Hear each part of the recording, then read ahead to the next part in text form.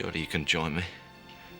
For old time's sake. This is not the end. I'm not... Finally, Emmerdale's own JR, bad boy Chris Tate, bows out. Chris, what are you doing? Chris, you're frightening me. What are you... Chris! Well, Chris has got a lot to be depressed about, but, you know, he's tried to kill himself twice already. Oh, my God! Chris, just speak to me. What are you doing? Third time lucky. Well done, mate.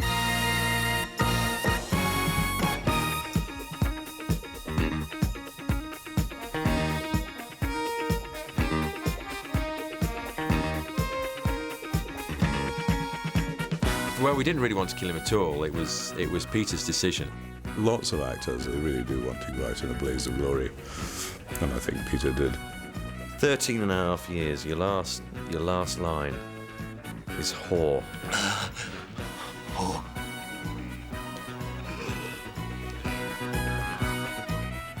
Chris Tate, Emmerdale's notorious bad boy, is no more, poisoning himself and framing his wife Charity for his murder. Join us as we go behind the scenes for his dramatic exit, and we reveal the truth about Chris Tate and the actor who plays him.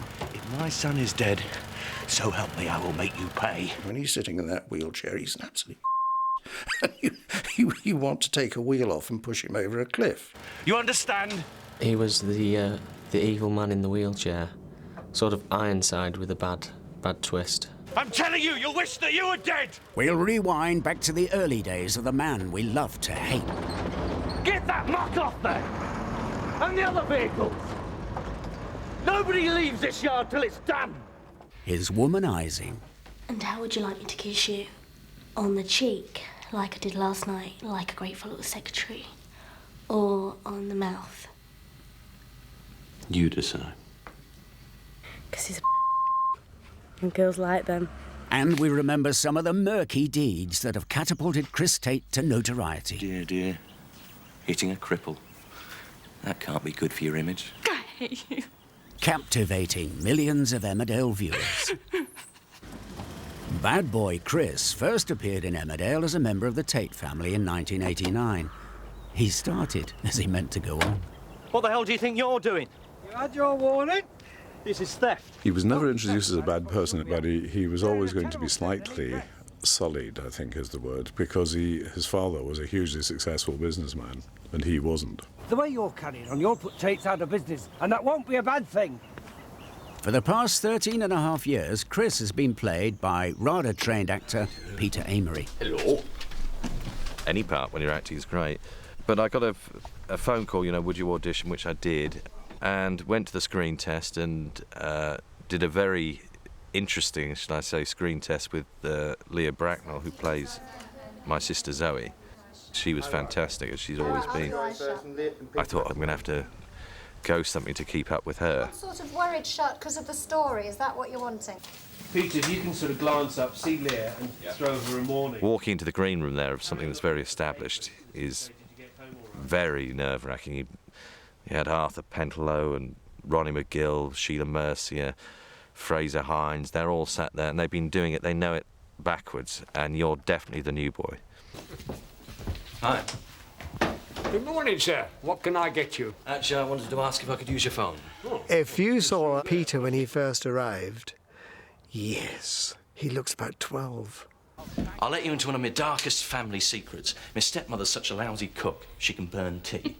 You can make your own. Well, that's the second family secret. I actually take after my stepmother. Now, I know it's genetically tricky, but it's a fact. Why do you think I keep asking you to eat with me? Chris's family, the Tates, were introduced to spice up Emmerdale in an attempt to improve the programme's ratings. Couldn't you wait till Neil was even off the property? Well, come on, where's mine? You don't think I'd leave it where you'd go looking, do you? We felt that we needed new money family, mother, father, son, but then, of course, soap being soap, you have to slightly ring the changes, so mother's not quite the actual mother, and the son is, going to be difficult to handle. What we wanted was a power base for the whole village. I do hope this will be taken in the right spirit. Why shouldn't they take it in the right spirit? Just look around you at all the happy, smiling faces.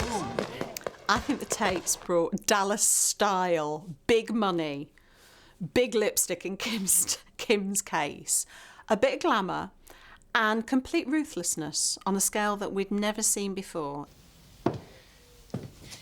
Do you know, I feel quite sorry for you sometimes. Everything's so black and white with you, so cut and dried. Don't knock it, Kim. You're doing pretty well out of it. Yes. Yes, you just keep doing the deals, Christopher. Don't let anybody's feelings get in the way. He's always had a chip on his shoulder. It's pretty obvious that chip was Frank, his father. You know, he's lived in Frank's shadow all his life. Let's keep business and family life separate, okay? Sorry, Dad. No can do. You can't work for the man who helped his mother to die peacefully. And carried on with another woman while he was doing it. It wasn't like that. I think Chris and Frank were probably more alike than they wanted to admit. I mean, they were both very strong, business-minded people, and both very stubborn. You've chucked all your principles out of the window since you met her. You won't come between us, Chris. So don't even try. Dad's been trying to find out in his usual subtle way if I'm interested in Neil. I didn't have the heart to tell him that if a man gets to Neil's age without being married, he might not be interested in me or in any other woman. Oh, I think Neil has an eye for the ladies. Don't you, Kim? I hadn't given... By 1993, despite the introduction of the Tates, Emmerdale was in crisis. With falling ratings and its future in doubt, producers turned to Brookside's Phil Redmond. At the time, my name was hot, and so, you know, we went over there and had a bit of fun. I said to John, I think the thing we need to do is to do something quite spectacular that would actually interest the viewers, but would also arrest the criticism from the industry itself. And so that's what I said to him. I said, so what we need to do is drop a plane on the village, you know.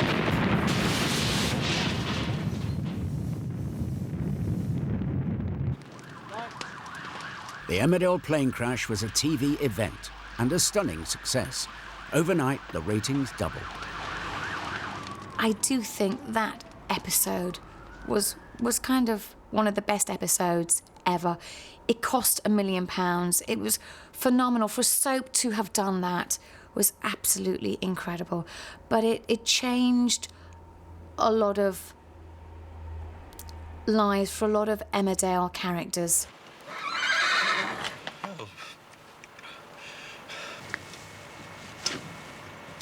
The crash gave producers the chance to shake up the cast. We identified a number of people that would probably leave the show and as a result of this accident, and there was a number of people who would be affected by it. Chris! Just before we started filming that particular episode, we were called in one by one, and it was basically, you either lived or you were going to die. We're going to get you out of this, son, don't worry.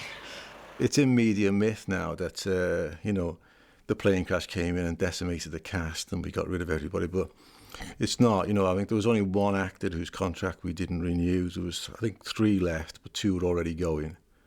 And the biggest decision I made was killing Seth's dog. It was Seth's horse, Samson, that pulled the injured Chris from the wreckage.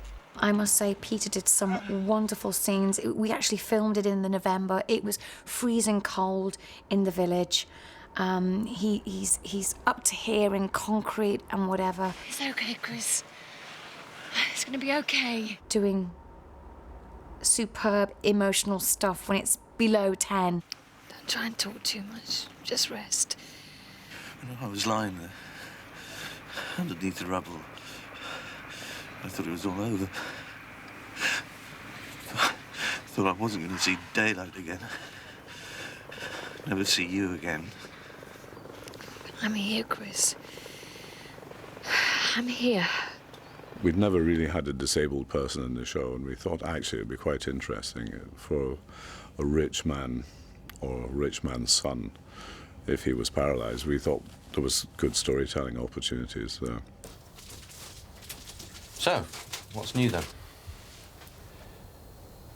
I've been talking to the doctors, and it's a bit grim. What do you mean? They've told me that you'll probably never walk again. I've got a sort of canny idea that it was Phil Redmond that maybe decided, right, we'll have that in a wheelchair. But I don't know. Difficult moment when you're talking to an actor saying, well, you have been a Lothario and this, that, the other, but now actually this is what's going to happen. But your character won't change, you know. And actual fact, you'll have a couple more layers to add on to whatever you do. Probably helped him, and I think he's, you know, he's done a good job to carry you through all the time. But we've got to be positive now about things. I thought I'd have a bungalow built. Every convenience available. You're going to get the best, Chris. No, you just don't get it, do you? Now, get out and leave me alone. We can't just leave you like this. Go, now, and don't come back. Chris, please, this isn't easy for us. It's easy for you to walk out of here. I can't. Just go. And take these with you. For Peter to be told, well, you're going to be in a wheelchair, and I think we all thought, oh, this will only last a few weeks.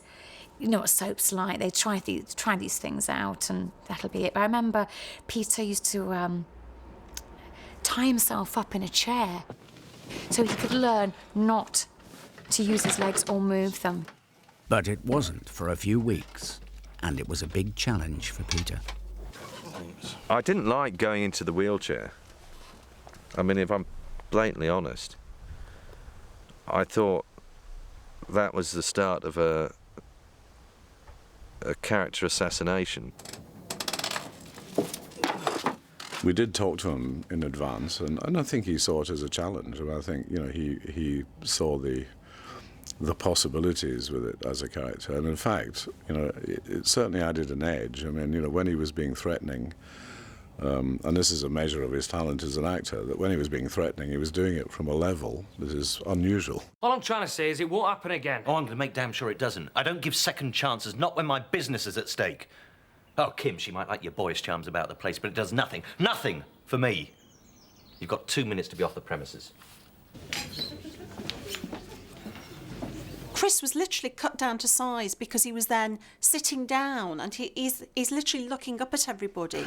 Oh, don't count it in here, put it away. It was great if you had a hangover. I was just thinking, oh, God, I wish I was in that wheelchair. Because, you know, you stood up, and I've got my 6-inch heels on as Mandy, and he's there, and he's got the lovely comfy chair to sit in. It's like, you know, you can have your hangover, Pete, I can't. As Richard Thorpe's a great one for it. He said, oh, God, I wish I could have your job. I'd always be sat down. A fact Chris Tate's enemies, the Dingles, used to their advantage. Sure, that Tate.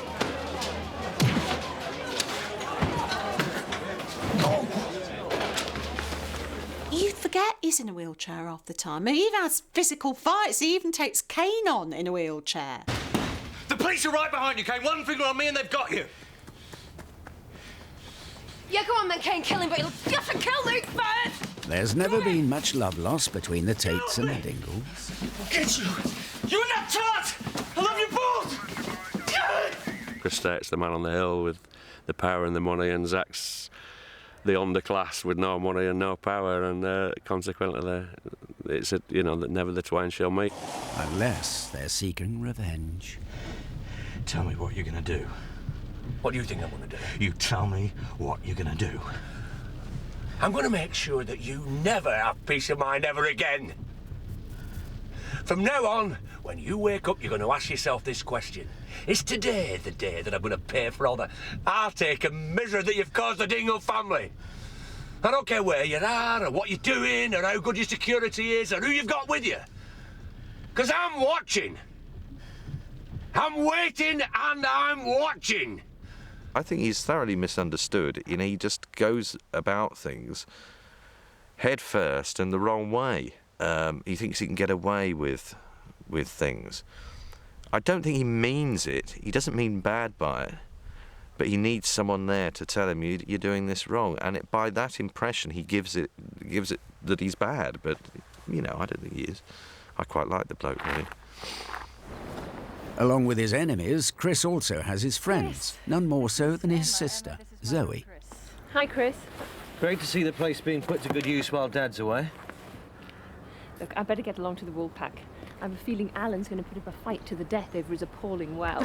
I'll see you tonight. OK, see you later. He knows everything about Zoe. He knows it before she knows it, in a way. He might not like it, but he knows it. And that's the thing about Chris and Zoe. They know each other better than anyone.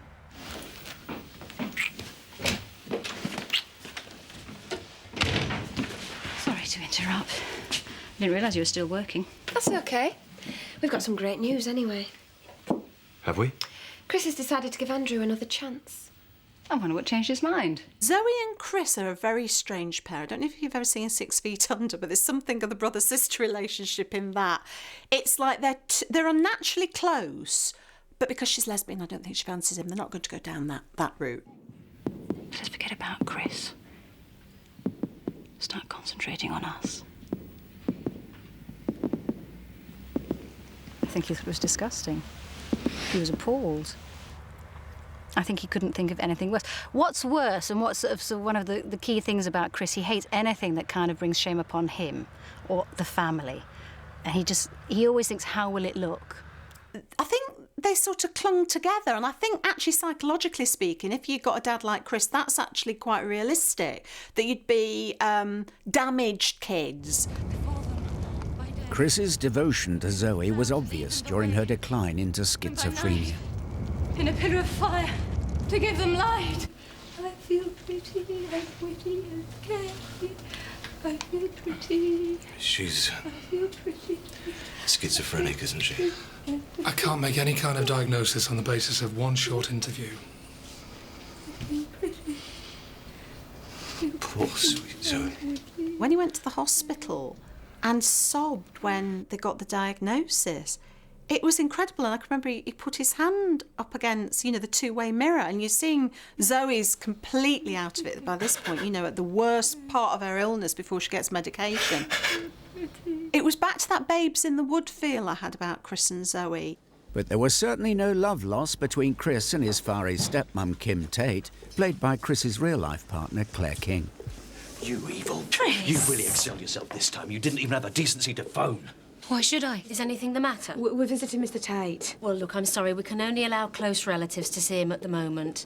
I'm his son. Now, I'd need a flowchart to explain all the, machinations in Tate land. But, at one point, Chris got Tate haulage off of his dad, and then his dad double-crossed him. It's just like Dynasty.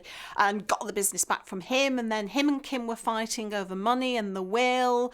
And, he was blackmailing her, and he knew that she was having an affair, and he wanted the stud farm off of her. And it all got really, really complicated. What we just liked to see at home was the complete hatred, because it proved that it didn't matter how much money that you got, you could still be completely miserable. Are you all right?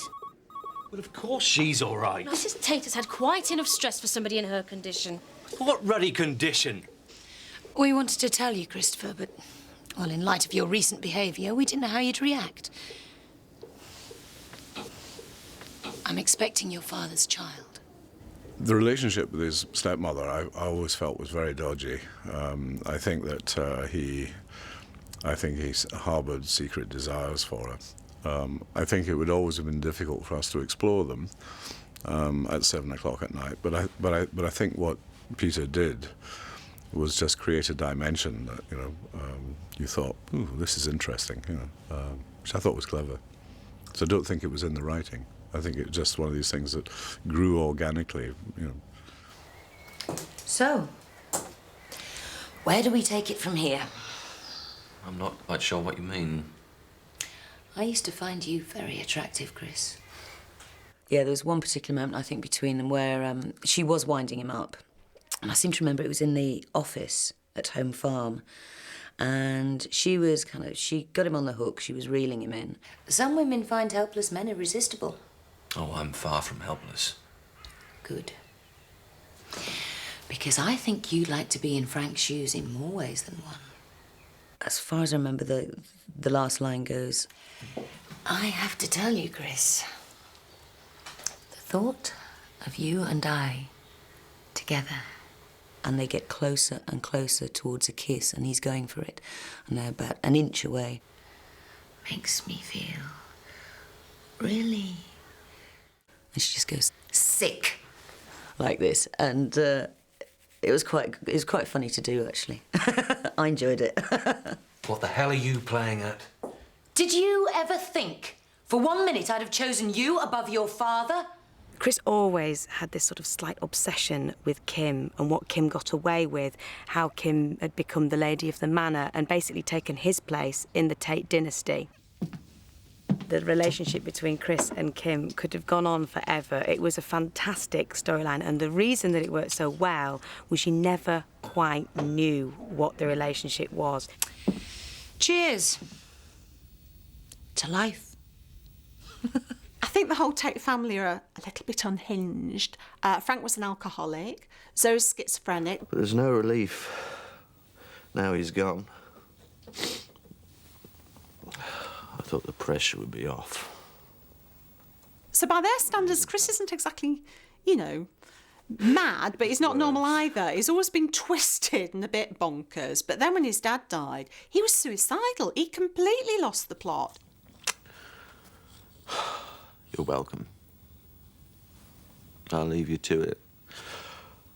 A wide, open field.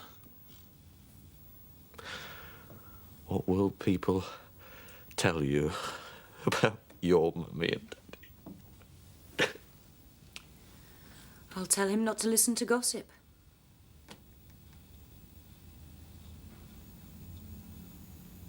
Peter always played his scenes with Claire King really well, but I still can't believe he actually pulled her in real life.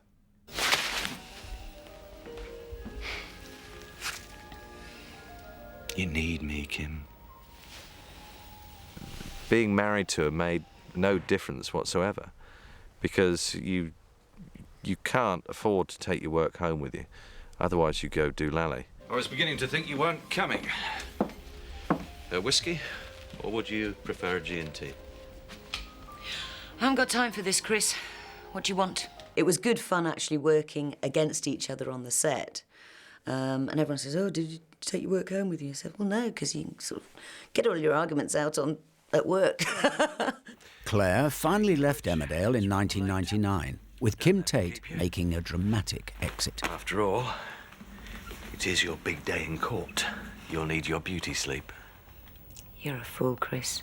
I think it sort of started with, we were both drinking whiskey and things. I was coming back to take a whole load of cash that we'd got. Don't worry. I'm sure James will appreciate having a martyr in the family. She beats him over the head with a bowling ball, which actually was made of foam, but it was a bowling ball. Knocks him out, tries to pull him out of his wheelchair. I mean, it's just horrible stuff, really.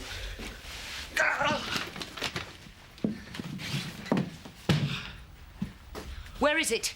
Please. You would believe that she absolutely detests him and that he can't stand the sight of her on screen. Here. And in actual fact, they absolutely adore each other. Absolutely adore each other. Wherever you find a bad boy, you'll find a pretty girl. Afternoon. Chris Tate's had plenty of love action. What do you want? There's been Kathy. Next, I think there was Rachel, obviously. Kelly. Stop playing games. I'm not. Laura. He didn't have a thing with her as well, did he? I've only been married 3 times, haven't I? Well, you should know, Peter. The first to fall for his charms was the lovely Kathy Merrick.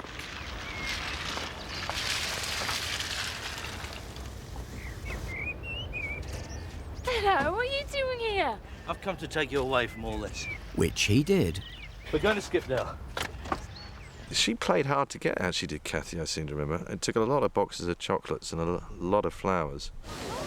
Forever and ever.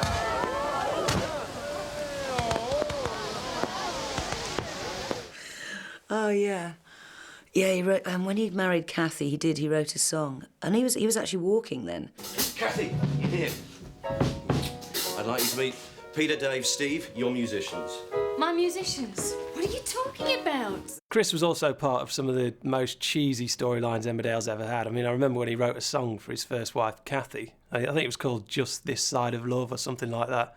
Who can forget them performing that in the village hall? Chris on the keyboard, Kathy just slaughtering it. Have you got some nice shots of Peter standing wide-legged, playing the keyboards? Great stuff.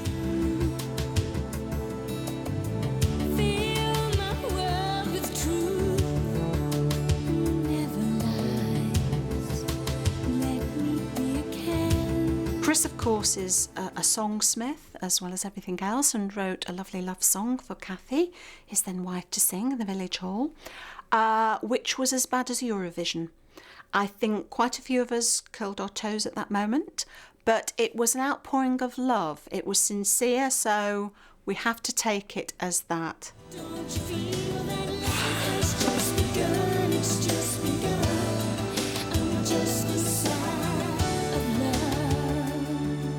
Kathy's wedding was a big, lavish affair, wasn't it?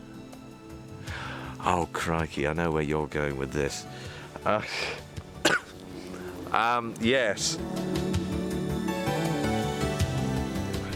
We had a helicopter. I knew you were going.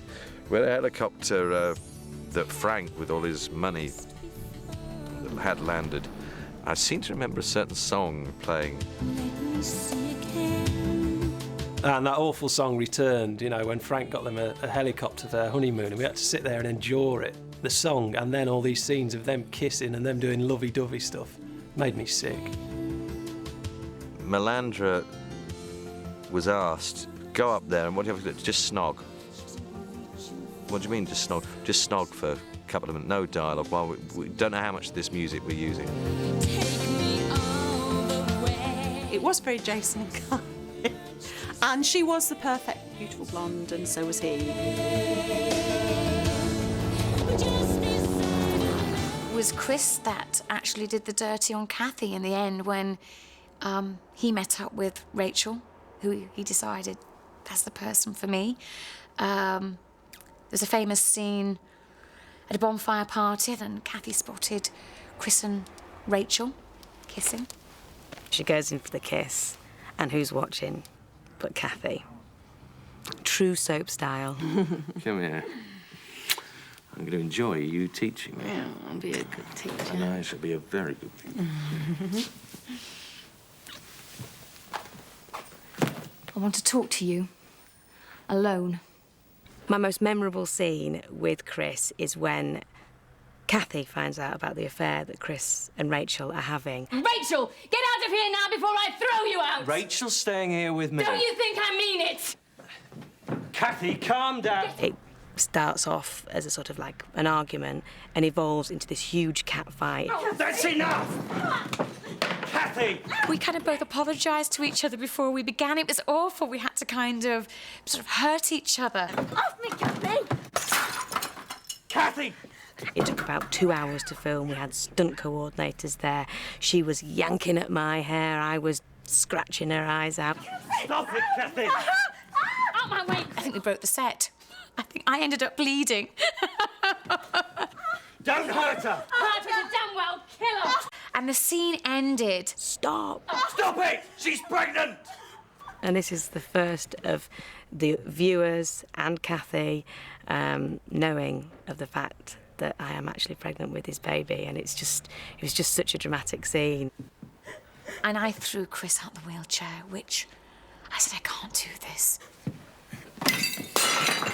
I'm moving back here. Make no mistake about it. Just because she's pregnant and I'm in a wheelchair isn't going to stop me. And when the scene was shown and aired on the screen, a lot of viewers said to me, why didn't you just throw him over a cliff? Kathy and Chris parted, leaving the coast clear for Rachel. Go on.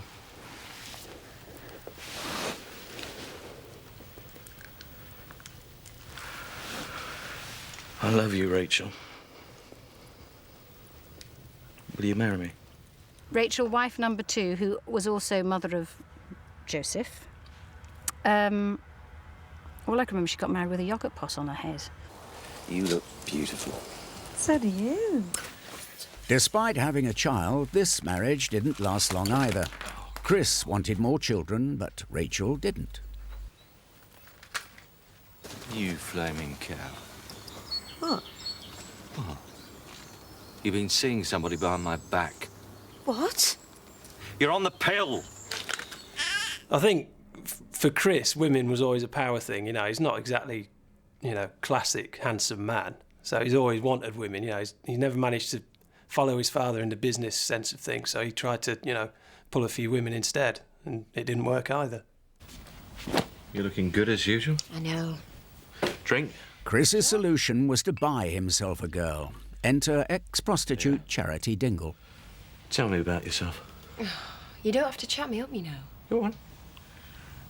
Dropped out of school, didn't go with my dad, did a bit of drifting before I found a way to earn some money. How about you? Stayed in school, got on with my dad, and didn't do much drifting. You know, I think there's a lesson there somewhere. You don't sound very sorry for yourself. I don't do self-pity. I remember the first time I ever had to work with him. We had to kiss.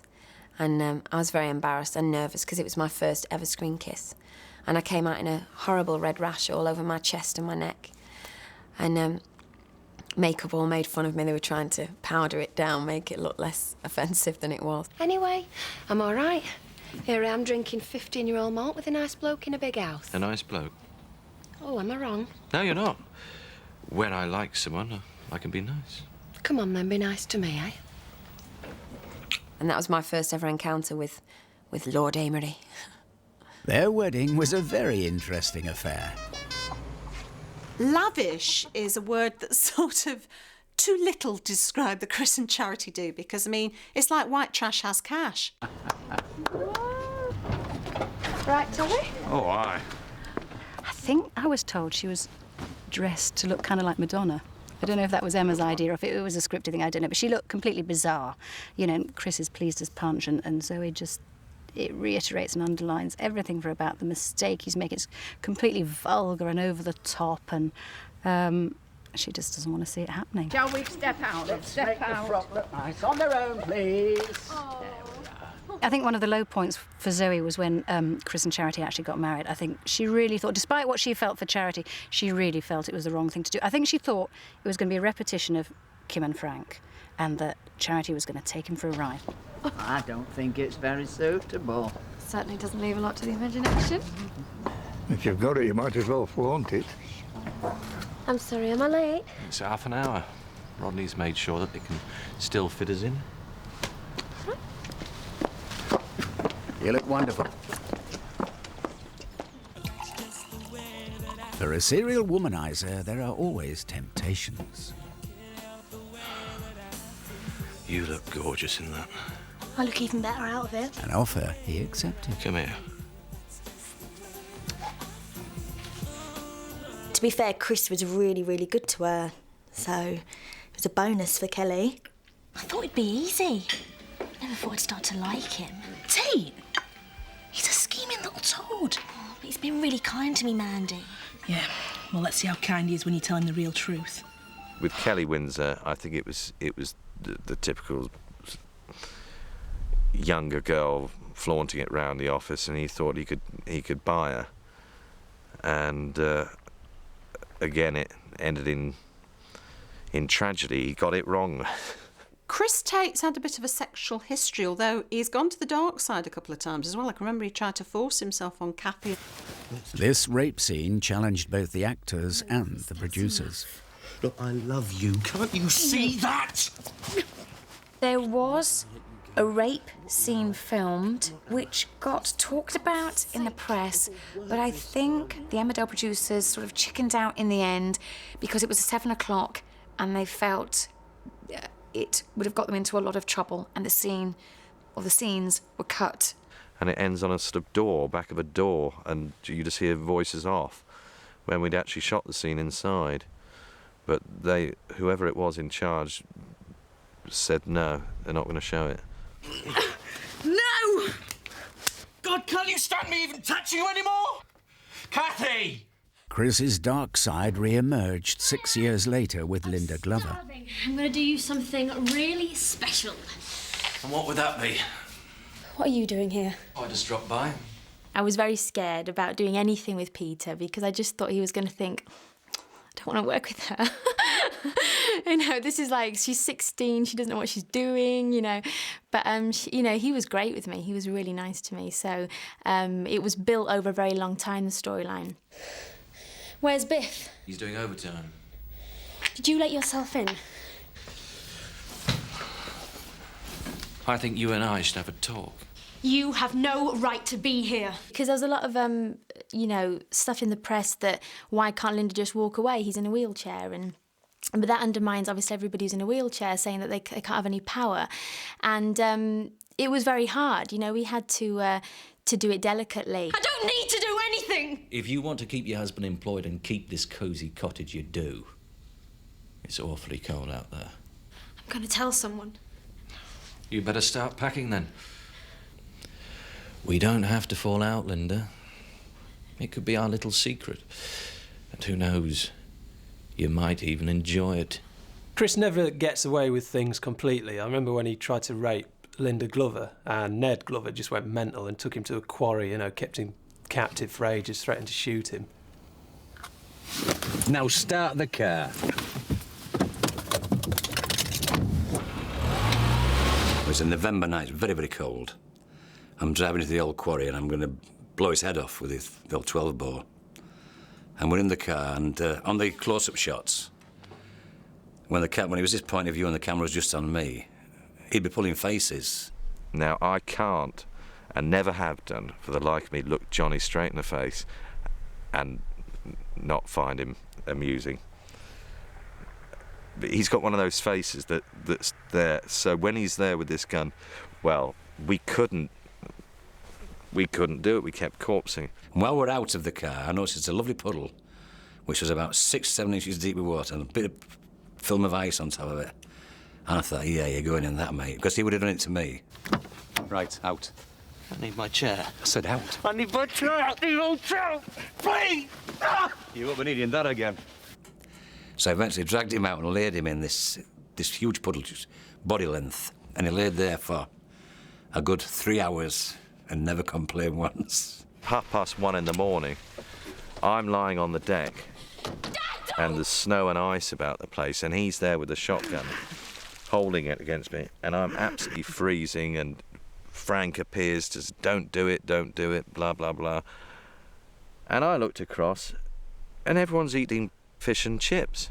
Chris was rescued in the nick of time, but unfortunately for him and for Peter, being kidnapped was becoming a habit. The kidnapping storyline where Liam, who was played by Mark Powley, who was great, and I didn't have time to screen test with Mark, and they cast him, and he was just fantastic, and we got straight into it, and we got on well, and we had actually a period of time, because they took the kidnapping time as real time, to actually get into it, and that was great fun.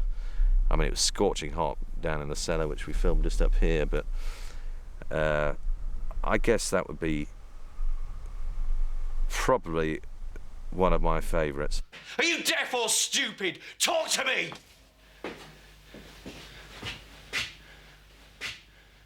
All right. Could I have some soap and a change of clothes? I really remember the stuff that Peter did when he had the brother, Liam. Please? Peter started getting thinner and thinner. Now, I don't know whether that was a great job on makeup's behalf or Peter just starved himself, because he just looked really gaunt. And I do remember just like his look as the weeks grew, you know, went on, that he looked more dishevelled, as he would have done, you know, sitting locked in some basement. But it was good. It was good. I remember that. Please, just let me go. Are you begging? Yeah. I'm begging. I think some of the best scenes I really enjoyed was the... it's nothing to do with Kim, actually. It was where he was kidnapped by his estranged brother. No, nice big smile. Say cheese. Get stuffed. It was good stuff. Very dark, but very well written stuff and very well acted stuff, yeah.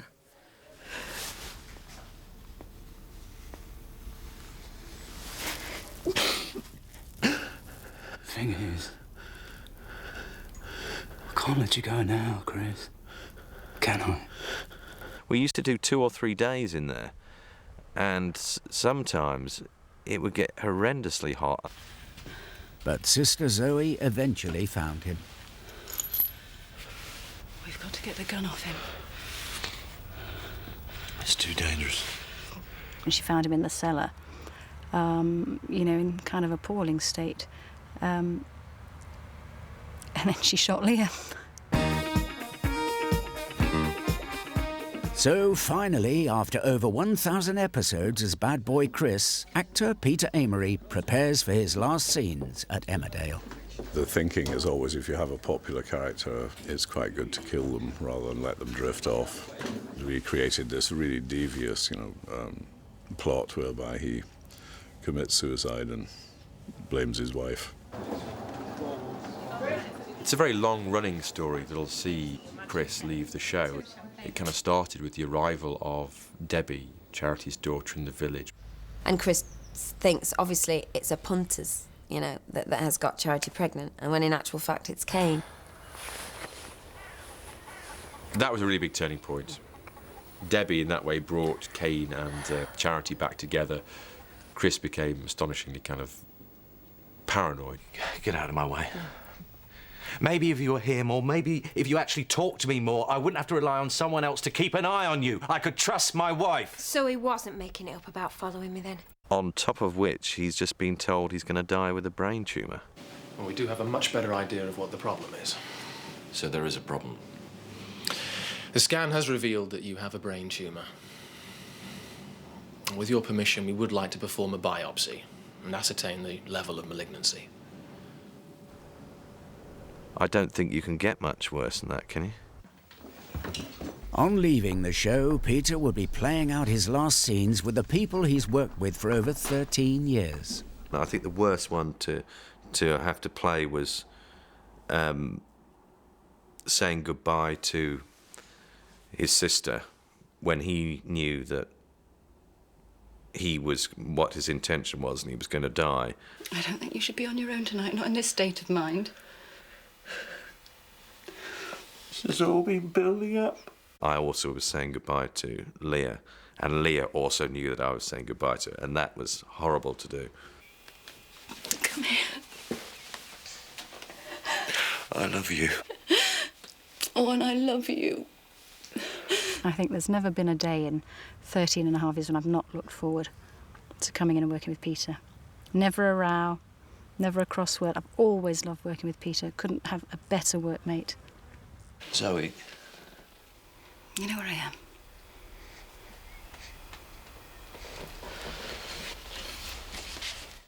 The job of directing Chris's finale falls to Pip Short, who takes Peter through his final scenes in the studio. In this one, Chris is setting the trap that frames Charity for his death. Open the safe. When you've played a character for as long as I've played Chris Tate, you do get to know him and you get to hate him and like him and respect him. I think the saddest thing that I had to do was then deliberately kill it. So by the time you... Chris's death scene takes place in Home Farm. He is to poison himself, framing Charity as the killer. Peter and Emma rehearse this scene in detail to make his final exit as dramatic as possible. You don't want to laugh. I'm not going to let you throw it all away, Chris. I'm just not going to let you do it. I'm not. Chris, what are you doing? Chris, you're frightening me. What are you... Chris! Chris! Oh, my God! Chris, just speak to me. What are you doing? Whore. Which isn't a bad exit. 13 and a half years, your last line is whore. And that's the shortest line I think I've ever had to say. It's a word that will stick in my mind. Even though his death scene is completed, Peter still has some earlier scenes to record. This one with Emma and Charlie Webb, who plays Debbie, will be his last time on the set of Emmerdale. Last scene was terrible. It was on location and just totally frightening and well, he's dead. And that's me done.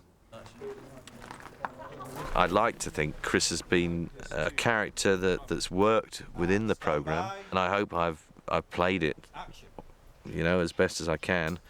under the sort of speed that you do it. But I don't think Emmerdale will miss him, no. I think he'll become, hopefully he won't be forgotten, he'll just become a part of a chapter.